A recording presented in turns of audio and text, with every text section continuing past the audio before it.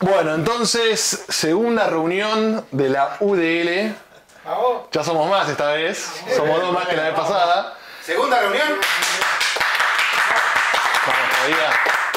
Igual este es un grupo que busca ser cualitativo por sobre cuantitativo. O sea, como que es importante como que haya calidad de integrantes que sea algo masivo. Por eso habíamos dicho en la primera reunión que era más exclusividad, digamos, para la gente de audiovisual que quisiera dedicarse, ¿no?, a lo que es, sobre todo las tareas como de difusión, de publicidad liberal. Bueno, como recuerdan la vez pasada, la UDL tenía como dos grandes ramas de la formación, de la investigación, que era por un lado la estrategia y por otro lado lo audiovisual. Vamos a hablar como de la primera, de la estrategia.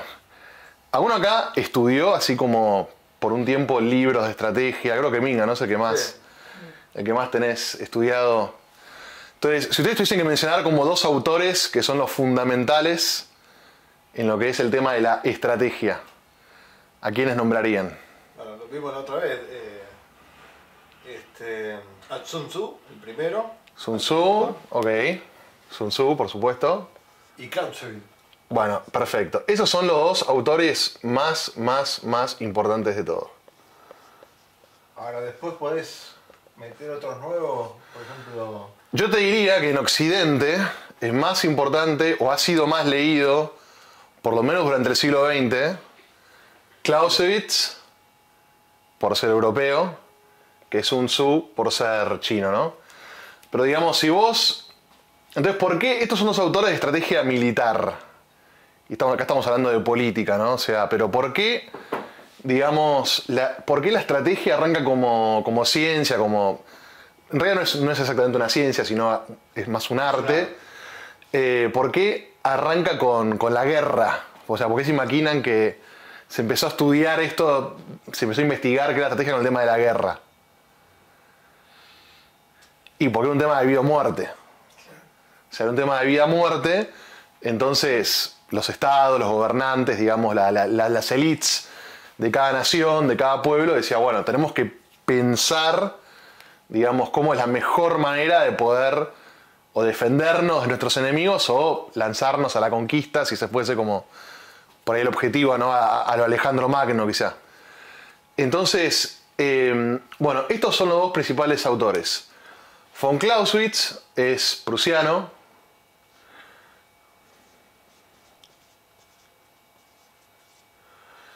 Y bueno, él escribe durante la época de Napoleón.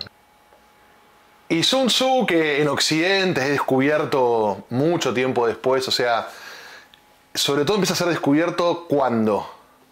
Empieza a ser descubierto cuando Mao Zedong se alza del poder en China, y Mao Zedong era un gran estudioso de Sun Tzu.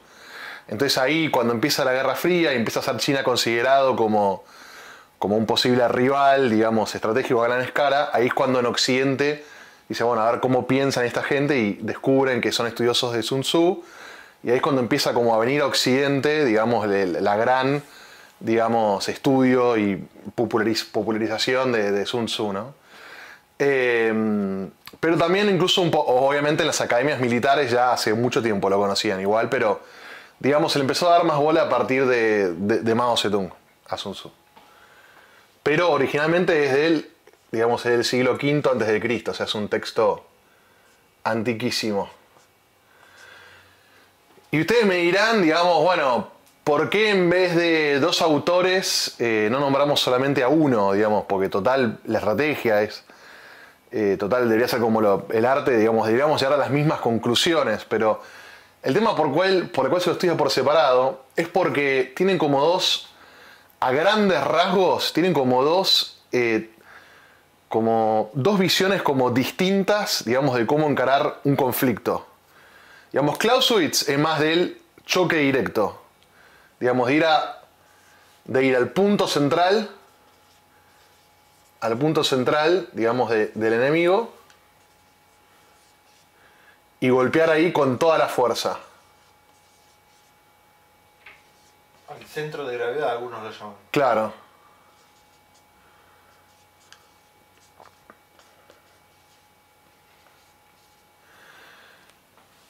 En cambio Sun Tzu su método es mucho más indirecto.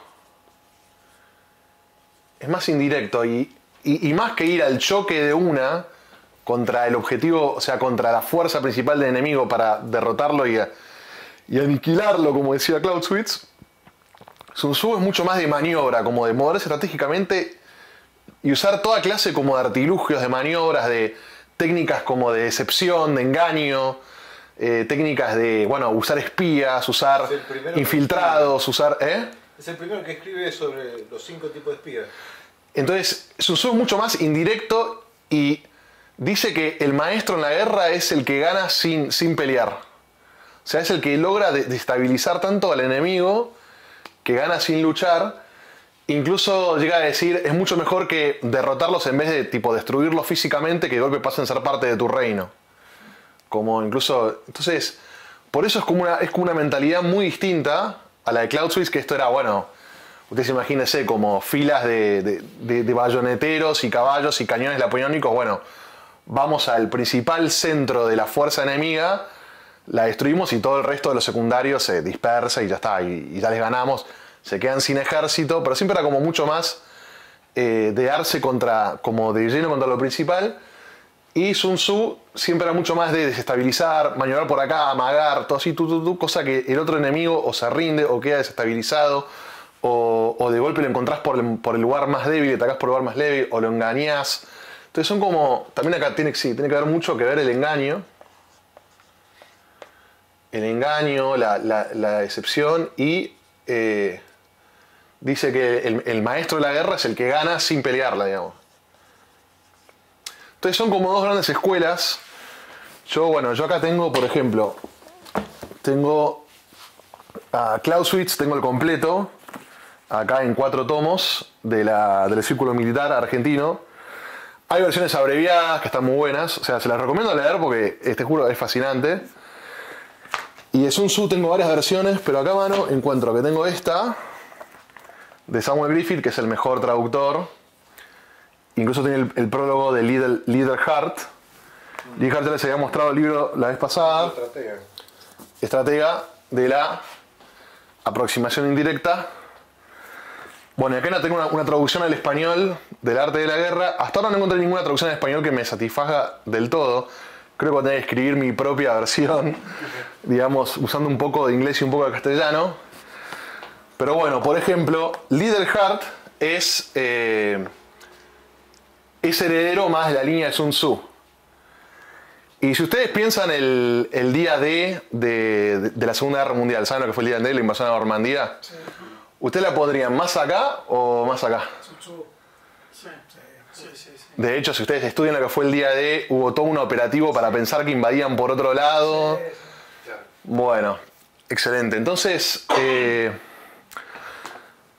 como yo estas clases no las estoy preparando, estoy hablando un poco de la memoria, yo esto ya lo leí hace un montón de años, pero digamos, ¿por qué estudiar estrategas de guerra cuando en realidad estamos haciendo política? O sea, no estamos yendo a ningún conflicto violento.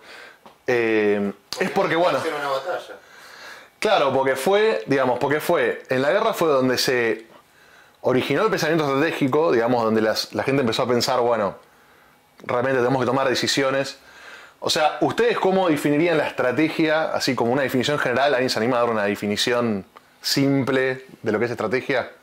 Sí, es un arte por el cual uno busca, indaga, explora para obtener su objetivo en un tiempo determinado. Perfecto. ¿Y qué, o sea, nombraste un, como desde la definición es un elemento esencial de la estrategia, que es el objetivo? ¿Y cuál sería el otro elemento? El tiempo no sé si es un elemento esencial para una definición. Obviamente sí, estamos sujetos a tiempo porque vivimos en un mundo temporal, pero...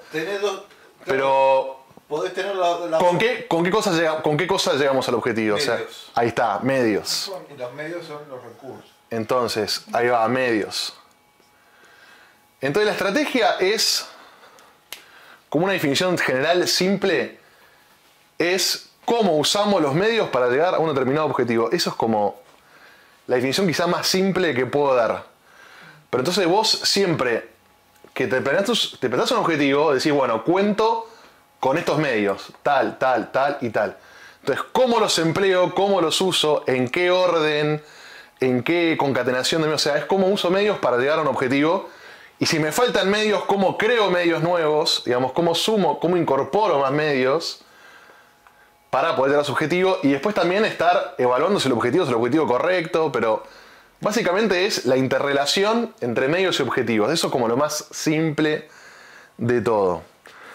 Bueno, igualmente hay para mí que estudiar a los dos, porque los dos tienen ideas como complementarias y de hecho en todas las academias de estrategia, digamos, se los estudia a los dos y se busca lo mejor de cada uno y ya, bueno, ya hoy en día está como súper, como que el conocimiento lo está súper integrado. Pero hay cosas geniales realmente en Clausewitz para tener en cuenta. Que por ejemplo,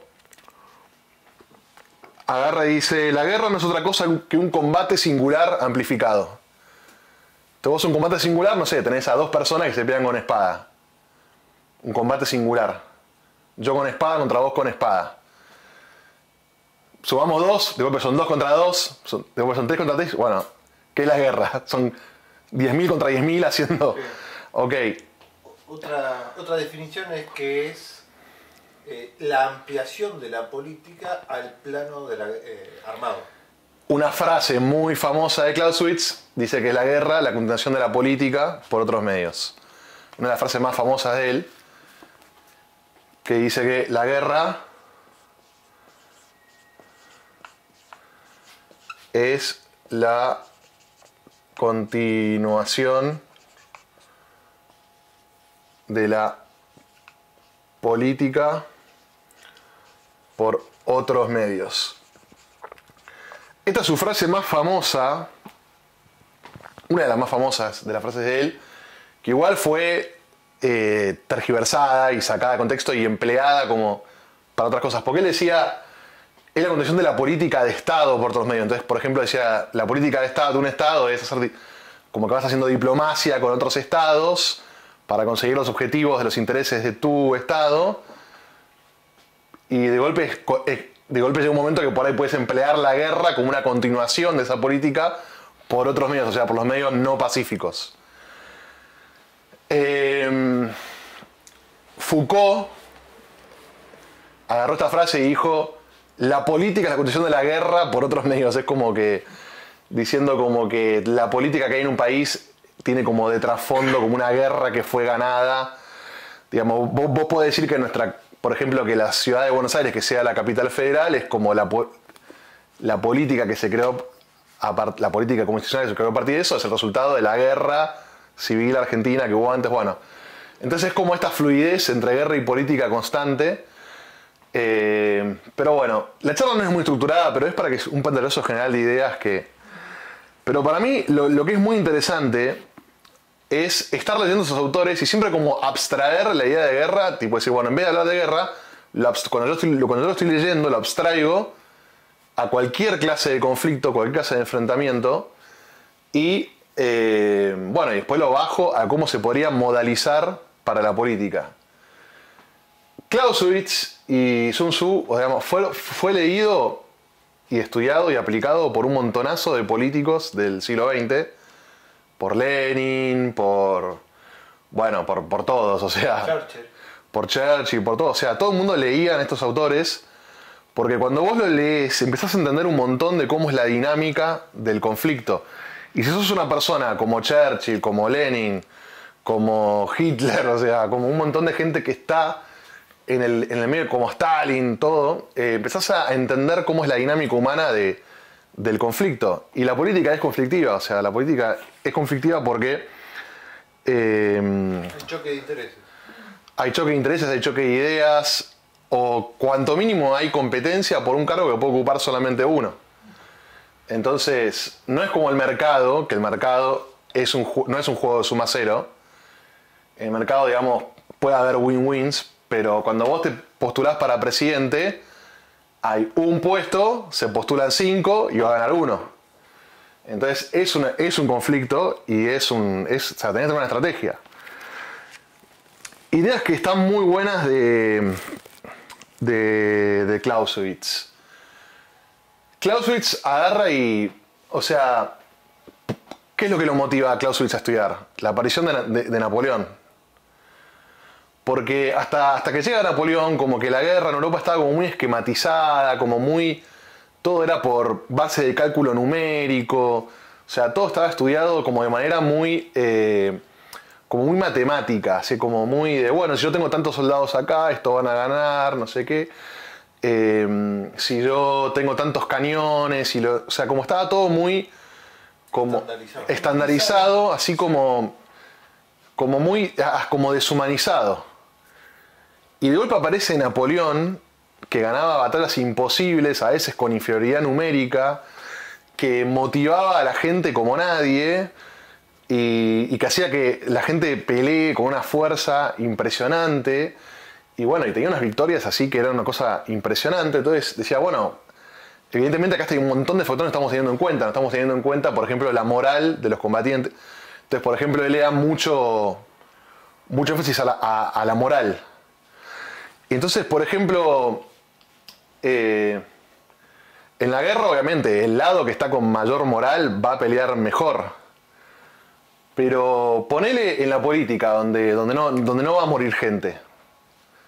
O sea, en el fondo la moral es todo. O sea, si la gente está motivada y está moralizada y está entusiasmada con el proyecto, es parte de tu fuerza de pelea. Cuando está desmoralizada se va, es como te dicen matado gente, digamos. O sea, entonces, en la política el tema de mantener la moral es, pero... La moral no me refiero por... Acá no tiene el sentido de la ética. El espíritu del combate. Sino en el sentido de estar motivado para pelear, para hacer la lucha, ¿no? Entonces decía, bueno, no estamos teniendo en cuenta el factor moral. Después, bueno, el tema también acá destacaba mucho Clausewitz el tema del líder, el conductor, digamos. Bueno, decía como que era un factor clave, digamos, que decía que hay gente que son genios en esto, que son genios que es como que él definía genio como alguien como que se sale de la regla, como que está como por fuera de las reglas del arte, como que alguien que entonces usa como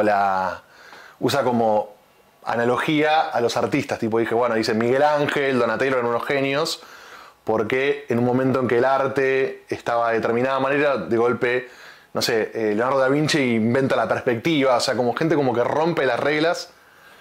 Entonces, de alguna manera, para mí, en mi opinión, podemos decir que Milei es un genio de la política, y lo digo en serio. O sea, el tipo rompió muchas formas de cómo se hacía, ¿eh? Y realmente, o sea, porque hay gente que por ahí dice, no sabe política.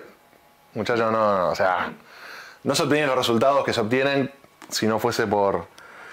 O sea, uno podrá por ahí siempre criticar cosas, pero a lo que voy es que no se obtienen los resultados que se obtienen si el que está liderando no tiene como una cuota de entender muy bien lo que está pasando y lo que está haciendo, o tiene como un cierto genio que se da cuenta de algo. Entonces, a ver, algunas ideas sueltas de acá que me parecen muy interesantes. Por ejemplo, acá Clausewitz habla de que bueno, tiene mucho que ver con la moral, ¿no? Como la firmeza, la voluntad, ¿viste? Para seguir combatiendo, todo. Pero hay una cosa que es muy interesante que muchas veces cuando la gente planea una estrategia no la tiene en cuenta, es que vos estás armando una estrategia para llegar a un objetivo. Pero al mismo tiempo hay otros que también están empujando hacia ese objetivo y te están queriendo reventar tu estrategia. Entonces no es algo, o sea, vos no haces contra un objetivo, no estás combatiendo contra algo inerte, sino contra algo que se mueve y actúa en contra tuyo. Entonces, es por eso que está la típica frase de ningún plan de batalla sobrevive el primer contacto con el enemigo, porque, digamos, vos cuando estás peleando una estrategia decís, bueno, yo voy a hacer esto. Y tienes que tratar de imaginar lo que vas... O sea, entonces vos siempre estás contra algo que te reacciona. Claro. Y que no sabes cómo te reacciona. O sea, vos tenés que tratar de adivinar lo más posible. Pero así como acá estamos hablando de la guerra, que es como el... Pero acá hay, por ejemplo, un ejemplo de guerra es, bueno, si yo pongo los cañones acá, le termino con caballos por acá, por ejemplo. Pero nosotros tenemos que pensarlo en la política. Si yo salgo con este argumento, ¿con qué argumento me va a salir el otro? Si yo planteo este tema, no sé, de corrupción, ¿con qué va a saltar el otro? O sea, entonces acá ya no es más algo físico, sino que es en parte del debate social, parte de la discusión social. Y cuando hablábamos acá de que, acá Clausewitz dice que la guerra no es otra cosa que un combate singular amplificado, si acá hablábamos primero de dos personas en un duelo de espadas, eso era un duelo singular, y de golpe si lo multiplicabas por 10.000, ya era una guerra porque eran 10.000 contra 10.000. Bueno, entonces acá es un debate entre yo y vos, Minga, acá, es un debate singular, pero la política es el debate de los 45 millones de argentinos están debatiendo qué hacemos en este país. Y bueno, igual tenés un sector que es de izquierda, un sector que es liberal, pero es como, la política es como un debate singular amplificado, ¿no? Entonces cosas como para empezar como a entender la dinámica, ¿no? Entonces, por ejemplo, acá Clausewitz dice que el fin de la guerra es dejar indefenso al enemigo. Bueno, quizás podemos pensar el fin de la política es dejar sin argumentos al otro, o sea, como el otro como que pierda sin argumentos o sin razones por la cual tiene que ser votado. Sin motivaciones. Sin motivación, entonces es como que acá vos buscás, por ejemplo, ¿qué es la batalla cultural? Desarmar todos los argumentos socialistas para que cuando en una elección la gente se dé cuenta que es todo verso. Si un candidato se presenta como honesto, revelarlo como que en realidad es un corrupto, entonces le vas como... Entonces esto son cosas así, ¿no?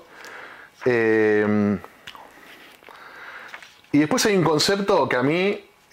bueno, además lo divertido de esta estrategia que sirve para todas las facetas de la vida, porque todo lo que hacemos es estratégico, desde bueno, a ver cuál es la manera más eficiente de, no sé, solucionar el orden de mi casa, hacer las compras, como tener como la logística, o la estrategia para conseguir un trabajo incluso, o sea, todo lo que hacemos en el fondo tiene una estrategia, porque decís, bueno, quiero llegar a algo, qué medios tengo, o cómo puedo incrementar mis medios para llegar. Entonces la estrategia la verdad que a mí me parece fascinante, como lectura es muy divertido. Entonces, por ejemplo, acá otra cosa que dice Clausewitz, que la guerra no es un golpe aislado, sino que es algo que dura, como que llega. Y bueno, la política es medio como lo mismo. Y acá, cuando van leyendo, hay un montón de cosas que dicen, esto si yo lo aplicara a la política,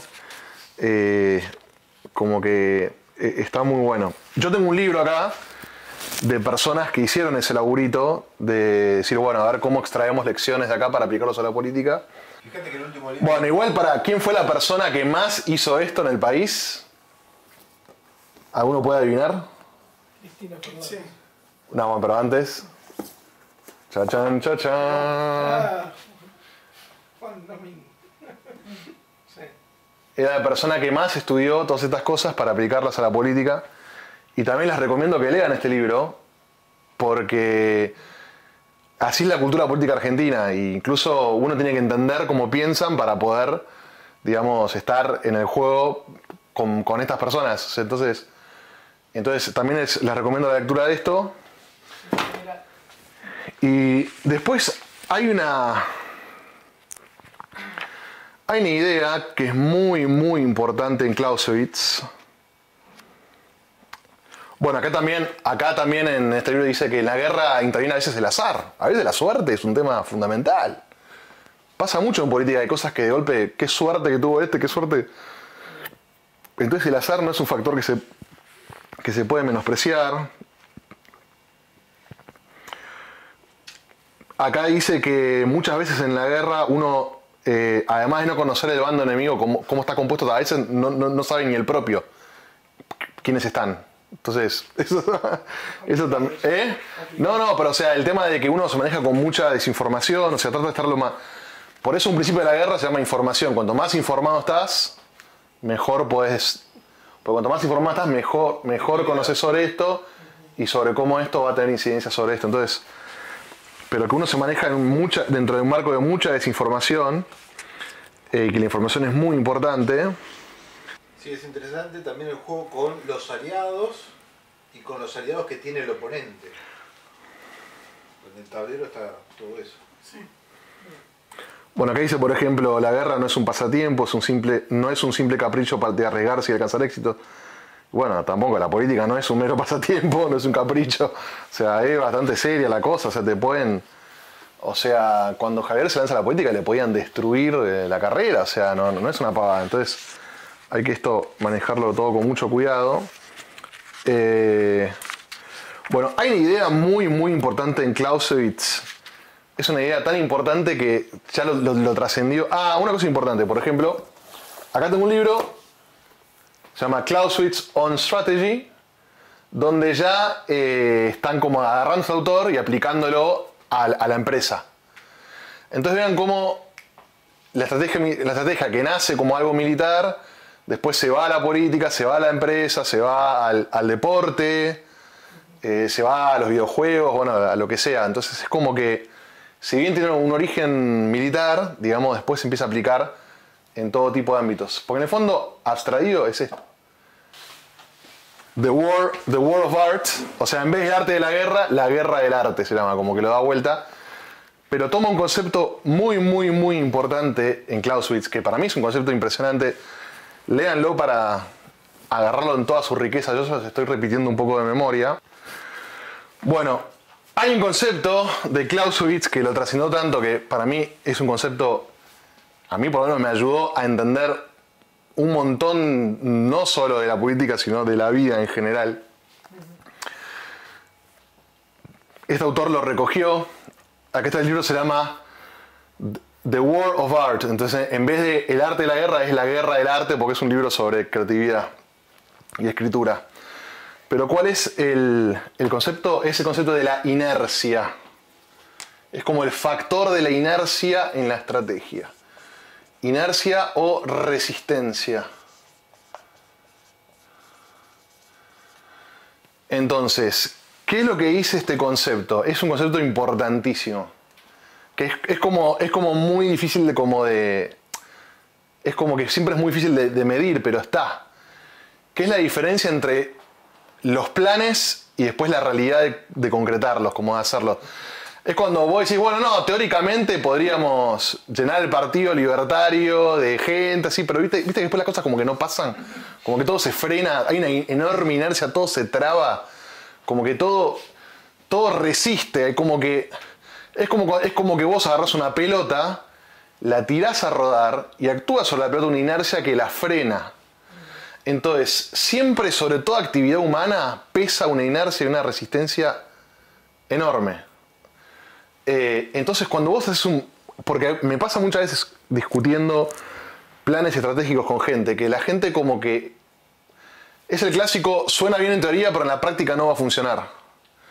Porque es como que hay gente que plantea como estrategias utópicas, donde piensa que la gente va a hacer esto, va a hacer lo otro, y se va a mover, y después la gente no se mueve. Entonces, uno cuando está planeando una estrategia, siempre tiene que tener en cuenta este factor, y ver cómo vencerlo, o ver cómo esquivarlo, o ver cómo superarlo, o darse cuenta que ya va a haber tanta cantidad de gente, tanta cantidad de masa puesta en algo, que se va a lograr romper, como la inercia, o por lo menos la fuerza de hacer lo suficiente para lograr el objetivo. Pero a veces hay gente que piensa que algo se puede lograr con 2 personas, y al final necesitabas 20. Pero por este factor, es un factor muy difícil de medir, pero que hay que tenerlo en cuenta, como que las cosas siempre...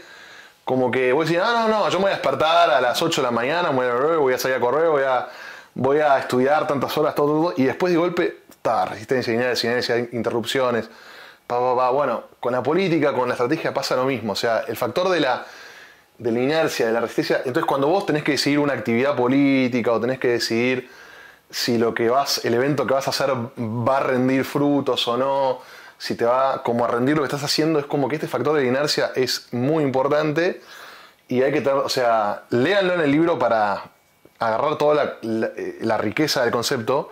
Pero una pregunta, ¿la inercia no sería como que al contrario en lo que vos tirás una pelota y la inercia hace que siga rodando? No, la inercia es lo que te frena. ¿O no? Esa no es la resistencia la que te frena. ¿La inercia es lo que te impulsa? Yo entendí. Ok. Es correcto lo que dice. Pará. La resistencia te frena, pero la inercia era el concepto que estaba transmitiendo. No, sí, entiendo. Que ya es imparable, es una bola de boliche que viene que es gigante. O sea, ya. Claro, pero él como que lo decía. Sí, lo decía al revés. Claro. Pero sí, entiendo. Ok. Acá está, no, porque acetando no lo leo. La fricción. La fricción, claro. Ahí está. O sea, es lo que mata la inercia en el Sí, fondo. claro. Entonces, ok, me equivoqué. Va a ser un papelón. Bueno. Ah, se corta esto, nunca Ahí pasó. estamos. No, bueno, acá dice. Igual. Es la fricción. Bien, pero a su vez podés tomar el concepto de inercia, porque vos Sí, haces una movida, una masa Sí. muy importante que ya toma su propia fuerza. Claro, Eso sí, sí es Bien. inercia. Claro. Claro. Entonces, este concepto de fricción es importantísimo porque mucha gente a veces piensa que se pueden hacer un montón de cosas que después no se hacen porque bueno, justamente porque todo movimiento, toda movilización de gente, toda actividad está sujeta a una fricción enorme. Entonces, Sería como buscar el objetivo, pero bajando un poco las. por ejemplo, acá dice, todo en la guerra es muy sencillo, pero lo más sencillo es difícil. Y lo mismo en la política, todo en la política es muy sencillo, pero lo más sencillo es re difícil de hacer. Estas dificultades se amontonan y determinan una fricción que nadie que no haya visto la guerra puede representarse felizmente. Acá dice, por ejemplo, mientras no se conoce la guerra por experiencia propia, no se comprende en qué estriban esas dificultades de las que siempre se habla y con las que se tiene que habérselas especialmente el genio y las extraordinarias facultades espirituales que exigen en general al jefe. Todo parece tan simple, todos los conocimientos necesarios tan sencillos, las combinaciones tan insignificantes, que en la comparación el más sencillo asunto de matemáticas superiores se impone con cierto aire de superioridad científica. Pero cuando se ha visto la guerra, todo se hace comprensible y no obstante es sumamente difícil exponer las causas que determinan ese cambio. Dar nombre a ese factor invisible por cuya acción se adivina en todas partes. Entonces, ¿viste cuando la gente en Twitter dice, gané? Como que, ¿viste? Son todos fáciles, son todos comentaristas. Sí. ¿Viste? Que una diferencia es decir lo que hay que hacer y después hacerlo. Es eso, o sea, es un factor fundamental. No, o la gente que dice, no, organizar esto es una boludez. Y vos le respondes, no, vos porque no tenés experiencia haciéndolo. Te viste que la gente con experiencia te suele decir, vos decís esto porque nunca lo armaste, pero yo que lo armé sé el quilombo que es armar la cosa más, lo que parece lo más simple del mundo, que es de golpe un acto en una plaza, al final es un quilombo.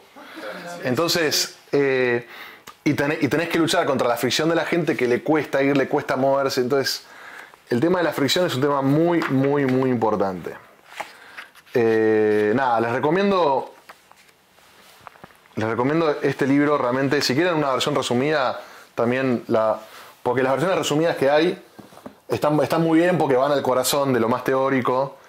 Ya acá al final está hablando sobre cómo ponerle mejores espuelas a los caballos, ¿viste? Cosas ya que son menos de aplicación directa. Pero todo lo que es lo teórico de Clausewitz es fascinante. Está gratis en internet seguro porque ya son de esos libros que son así como literatura muy universal. Vamos a hablar un poquito de Sun Tzu. Bueno, mientras borro, otro tema de Clausewitz que habla que también en la guerra, tipo, si un bando comete errores, el otro también. Entonces a veces la victoria a veces más por los errores del otro que por los aciertos de uno. Y uno comete errores, pero el otro también, Bueno, entonces vamos a ver un poco, les estoy hablando de Clausewitz, vamos a hablar un poco de algunas ideas en Sun Tzu. Entonces, bueno, como les venía diciendo, o sea, ¿para qué sirve leer a estos autores? Es como que vos lo vas leyendo, vas adquiriendo conceptos, vas haciendo como una especie como de gimnasia mental que te va como preparando la mente para cuando de golpe tenés una situación que tenés que resolver y actuar estratégicamente. Es como que te prepara te ayuda como a pensar, a tener elementos como para pensar. Y otra gran, digamos, fuente para aprender de estrategia, y en este caso de estrategia política, es la historia. O sea, la historia es... O sea, leer historia es... Porque es como que vos aprendés sobre lo que es la naturaleza humana y cómo suelen reaccionar las sociedades frente a determinadas cosas y qué fue lo posible en determinado momento, entonces si va a ser posible ahora. Obviamente uno siempre está tratando de empujar que las cosas sean posibles hacia lados nuevos, ¿no? Hacia nuevos como horizontes, pero digamos, así como en la guerra se estudia mucho la historia militar para ver cómo fueron las batallas efectivamente y por qué se ganaron, uno en la política tiene que estudiar otros casos, o sea, tiene que estudiar la historia, puede ser reciente o puede ser muy, muy vieja y eso te ayuda a entender como cómo funciona como la cosa para, bueno, a ver cómo eso funcionaría hoy. Entonces, eso, el estudio de la historia es muy importante. Bueno, vamos a hacer un ejemplo de cómo abstraer conceptos de este texto del siglo V a.C., cómo abstraer los conceptos y, digamos, y aplicarlos más a lo de hoy, ¿no? Entonces dice, por ejemplo, dice, la guerra es un asunto de vital importancia para que lo escriba así, para el Estado.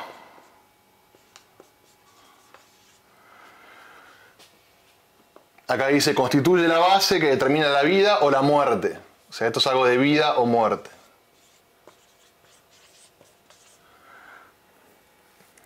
Es la supervivencia o la aniquilación.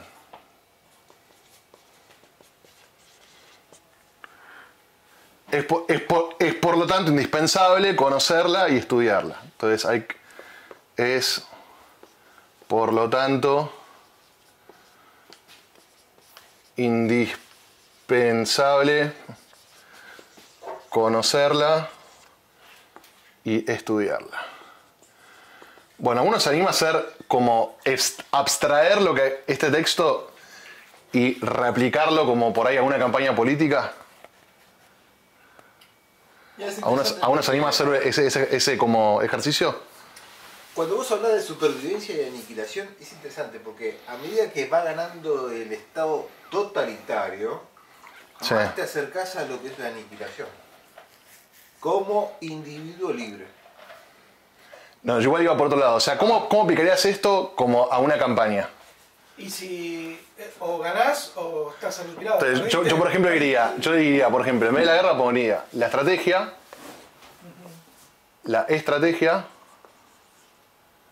La campaña. es un asunto de vital importancia para un partido Sí. o una campaña. Un partido o campaña. Es un tema de ganás o perdés la elección. Claro. Es un tema de que tu movimiento sigue en pie o tu movimiento Desaparece. le va mal, desaparece, no sé, como le pasó a los radicales después de la Rúa, casi se van a la extinción. Los revivió Néstor Kirchner para dividir el voto en su momento, pero digamos, entonces es como que Sun Tzu que habla acá de la guerra, viste, estos entre estados chinos, pero vos lo puedes abstraer y el principio es este. La importancia de la estrategia, porque es, si la sabes usar, ganás, si no la sabes usar, perdés.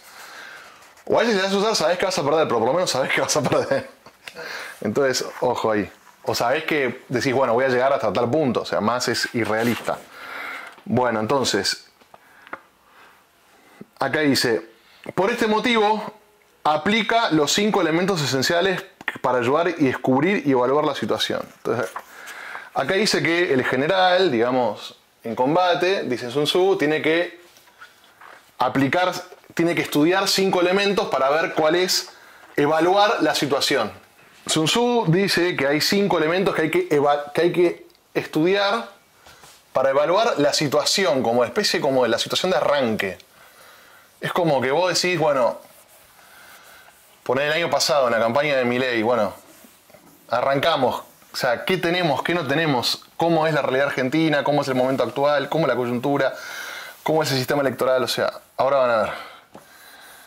Es como que van a ver cómo hago la abstracción y cómo la aplico a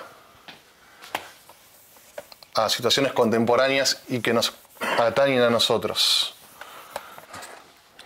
No es que somos dogmáticos de Sun Tzu, pero aprendiendo estos textos que son como los textos fundacionales, después hay libros, ¿ves? Por ejemplo, comunicación política, campañas electorales, ya libros más modernos, ¿viste? Ya con lenguaje y jerga más contemporánea, pero digo que es muy divertido estudiar estos textos fundacionales porque no solo son geniales, sino que realmente, bueno, son una riqueza impresionante. Bueno,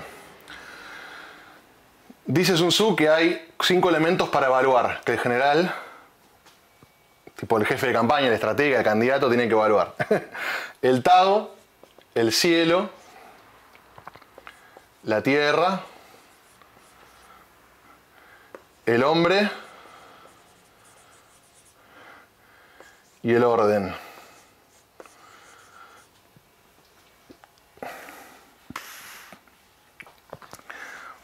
Acá dice, por el Tao logramos la integración del pueblo y sus dirigentes en uno mismo, hasta tal punto que se acompañen en la vida y en la muerte sin temor por el peligro. O sea, ¿qué sería el Tao aplicado a una campaña política? El objetivo. No, mira. Por el Tao logramos la integración del pueblo y sus dirigentes en un mismo uno, hasta tal punto que se acompañen en la vida y en la muerte sin temor por el peligro. La fuerza de las ideas. Se llama cohesión social. O sea, yo diría que el Tao es qué tan entusiasmados están los seguidores con su candidato, o sea, por el cual el pueblo y su dirigente son mismo uno y se van a acompañar en la vida. Acá está hablando de la guerra, ¿no? O sea, nadie está hablando de ir a la muerte, pero digamos, es como que yo te banco con toda, Javier, es esto, o sea, es como que hay integración entre el dirigente y sus partidarios y la gente que se moviliza para hacer la campaña, están todos muy entusiasmados, o sea, se sienten muy identificados. Entonces el Tao es como un factor. ¿Cuánto Tao hay acá? ¿Cuánto hay de bueno, simpatía. como de simpatía, de adhesión, de admiración? Digamos, vos ves que por Cristina, viste, son Una sinergia. unos termos fanáticos. Entonces, el Tao es como un elemento para evaluar, o sea, porque vos decís, bueno, voy a evaluar 2 ejércitos. Voy a evaluar, por ejemplo, al frente de todos,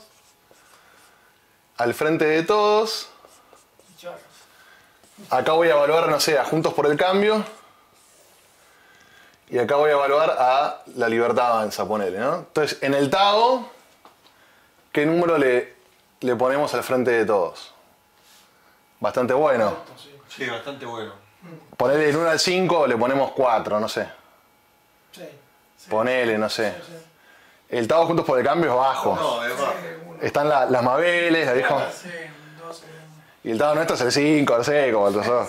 Bueno, no sé, bueno, ponemos 4, ponele. No sé, pero la verdad que hay mucha adhesión entre el líder del espacio y la gente que lo sigue. Bueno, siguiente punto, el cielo. A ver si agarran esta, ¿eh? Les voy a leer el cielo y la tierra a la vez. Por el cielo se aprende del clima y de la sucesión de los días y de las estaciones. Por la tierra conocemos las condiciones del terreno y podemos valorar las distancias, los desplazamientos y la seguridad existente. A ver, ustedes El FODA. ¿qué es para ustedes cielo y tierra aplicado a la política o por ahí a la guerra contemporánea? Es el mercado electoral. El cielo es las fuerzas del cielo. La cuestión. No me refiero. Pero por ejemplo, vos vas a Bariloche. Sí. ¿Qué cambia todos los días y qué no cambia todos los días? El clima cambia todos los días. ¿Y qué no cambia? El lugar. Paisaje. El paisaje, las montañas. ¿Cómo lo traducirías a la política eso? Las ideas. O sea, bueno, esto por lo menos, o sea, puede haber muchas interpretaciones, pero mi interpretación es que la Tierra es las cuestiones estructurales, viste, que no cambian de un día para el otro. Entonces la Tierra es, por ejemplo, el sistema electoral de la ciudad de Capital no va a cambiar, no cambia un día para el otro, las fuerzas que existen no cambian un día para el otro, los partidos que hay no cambian un día para el otro, por eso produjimos un terremoto, digamos. Y el cielo es más la coyuntura. Entonces la coyuntura. Entonces, por ejemplo, Frente de Todos tiene la coyuntura totalmente en su contra, porque ya la gente está cansada, pero bueno, pero tiene mucho la estructura a su favor. O sea, estos serían partidos que tienen la estructura muy a su favor, ponele. Nosotros no tenemos la estructura a nuestro favor porque el sistema está armado en contra, entonces acá estamos mal. Sí. Pero la coyuntura era perfecta para nosotros. Y para ellos muy mala y para ellos un poco mejor porque son como los supuestamente... La supuesta posición. Entonces, cielo, vos acá estás evaluando... Acá esto es para evaluar antes de empezar a pelear, tipo, ¿cómo estamos? ¿Cómo está cada uno? Bueno, por el hombre se tienen en cuenta las cualidades de la autoridad: sabiduría, prudencia, humanidad, poder y justicia. Bueno, este es más fácil. Conductores. ¿A qué se refiere? Como al líder de cada espacio. Claro. Entonces, bueno, a ver, no, acá tenemos uno excelente, lo tenemos a Javier, digamos, un 5. Acá pone Cristina, hay un 3, y juntos por el cambio un 2 voy a poner porque como que no inspiran, ¿viste? Como, por lo menos Cristina inspira en gente cosas. Bueno, Pensé que Alberto era el supremo líder. por orden, se fija atención en la organización, la disciplina de la cadena de mando y la logística. Bueno, este es más fácil, es qué tan organizados está cada uno. Entonces acá tenemos, estos son los mejor organizados de todos, ¿viste? Con la cámpora, están súper organizados. Estos están, sí, están mejor organizados, no tan mucho mejor. Lo que pasa ahí tenés muchas corrientes. Un 2,5. Vamos con un 2,5. Y nosotros, ¿cómo estamos organizados, desorganizados? O sea, pasa que también tenemos un tipo de organización distinta, que es descentralizada. Claro. Un 3. Yo me voy a poner vamos a poner un 2,5, pero que es como distinto al de los demás. Entonces, básicamente, lo que dice acá Sun Tzu es, bueno, vos antes de mandarte a la pelea tenés que saber todo esto. No te puedes mandar como un kamikaze sin saber contra qué estás peleando, en qué contexto estás peleando, qué coyuntura, cómo la... Entonces, bueno, hay que estudiar estructuralmente cómo está armado el poder en Argentina, cómo es la coyuntura, qué tan bueno es el candidato, o sea, si despierta entusiasmo en los seguidores. Bueno, todos estos factores, ¿no?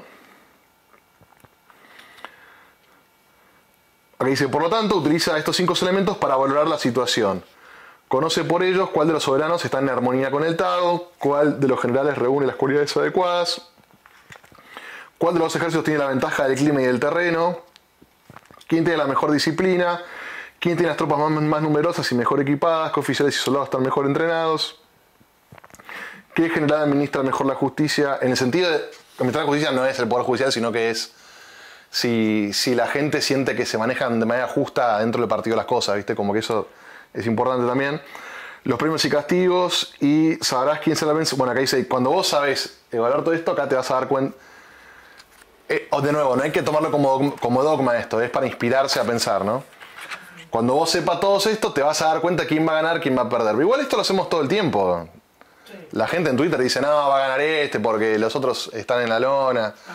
Va a ganar este porque la economía está hecha mierda. Va a ganar este porque ya nadie cree en Cristina.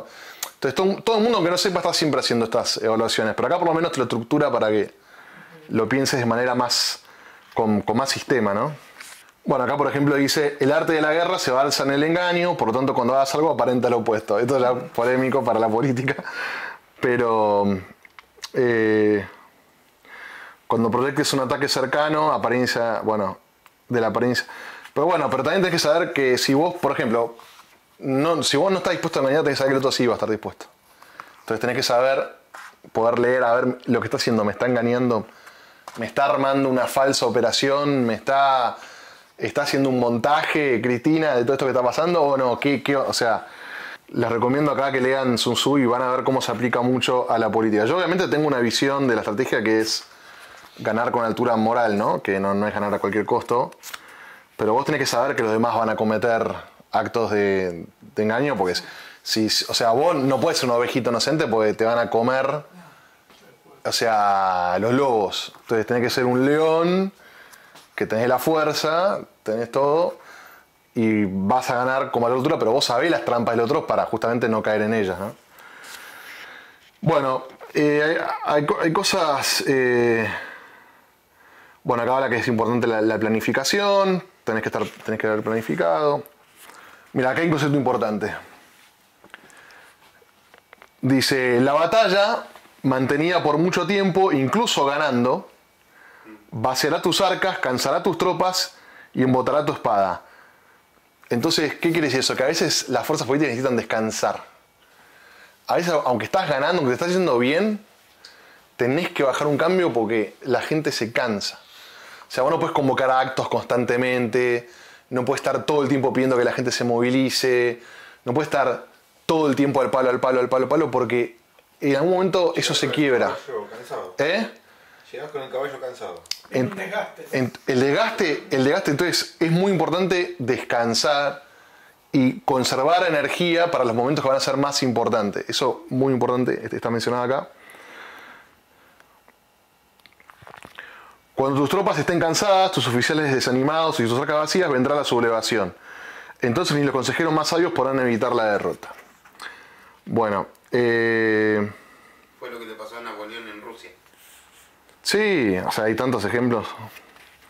Llegaba a Rusia, invierno, no tenían alimentos, no tenían provisiones, entonces por más que tuvieran ganas de pelear y seguir al líder, no tenían con qué ni las ganas de hacerlo. Y a Hitler también. Y a Hitler también. Claro.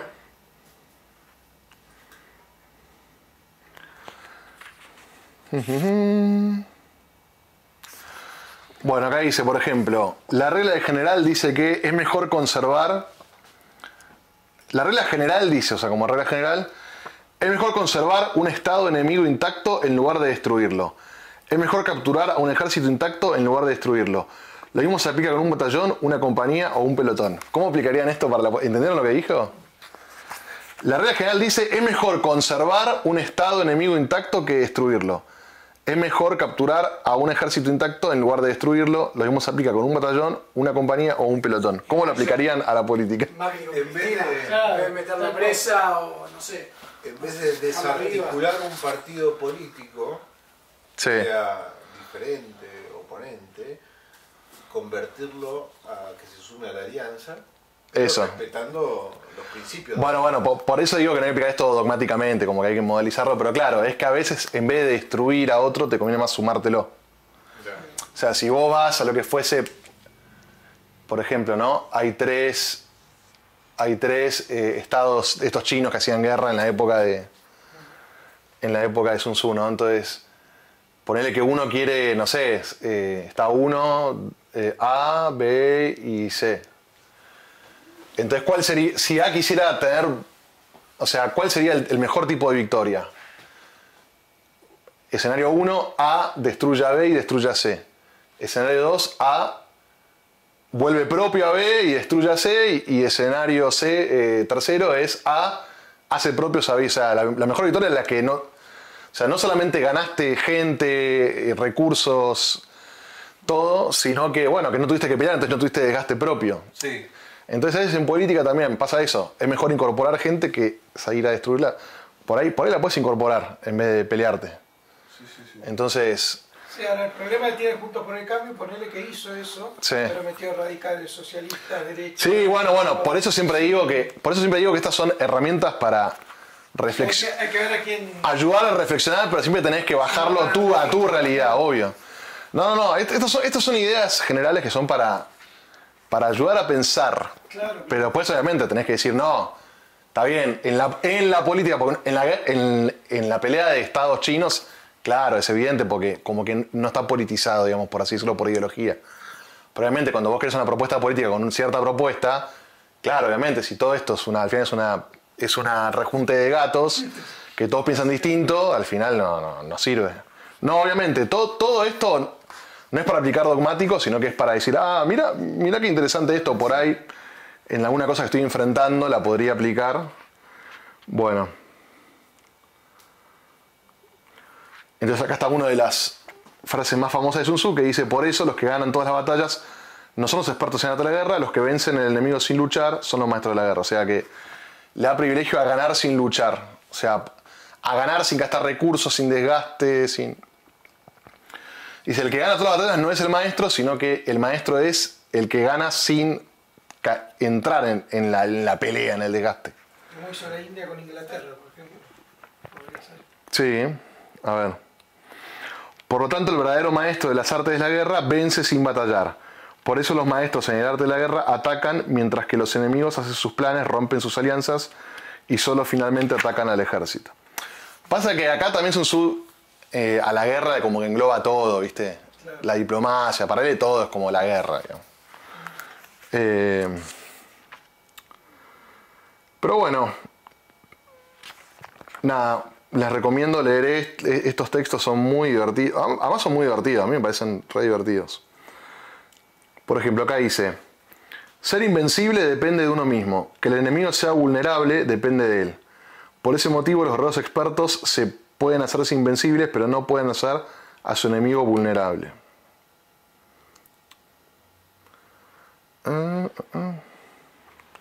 Nada. Les recomiendo que lo lean. Está muy bueno. Y para que vean que no todo es basado en textos de violencia. Por ejemplo, acá tengo un libro que se llama Waging Peace, que dice The Art of War for the Anti-War Movement. Entonces es como que es el arte de la guerra, pero, o sea, toma mucho de estos conceptos, pero dice, bueno, saquemos la cuota de el factor violencia y armamos una estrategia de la no violencia, que fue también lo aplicado por ejemplo, acá tengo Martin Luther King. Non-violent Strategies and Tactics for Social Change. Entonces, si ustedes leen esto, van a ver muchos de los conceptos que estamos hablando acá, de Clausewitz, de la fricción, todo. Pero dice, bueno, la estrategia, sacamos todo lo que es la violencia y armamos una estrategia que es, porque bueno, es un conflicto, ¿no? Luchar por los derechos civiles de las personas de raza negra.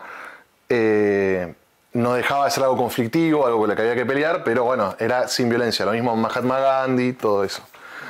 Y a ver qué otro. Acá tengo otro libro importante de esos. Bueno, acá otro autor muy importante. The Politics of Non-Violent Action. The Dynamics of Non-Violent Action. Bueno, y es un libro todo de estrategia de estrategias de no violencia.